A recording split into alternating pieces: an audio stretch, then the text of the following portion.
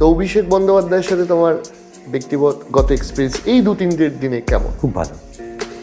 আমি এটা স্বপ্নেও ভাবিনি, বিশ্বাস করো।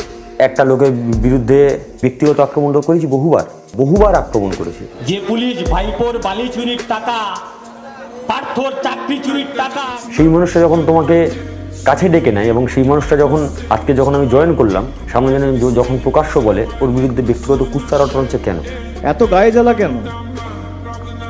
আর আপনাদের এত গায়ে লাগছে কেন 2-4 জনে?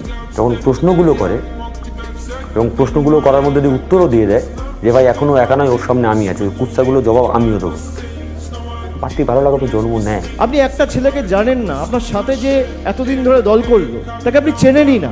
আপনি তাকে আগেই ঘোষণা করে দিলেন যে সে বেঈমান, সে গদ্দার। তার কারণ আপনার কাছে সে বশ্যতা স্বীকার করেনি।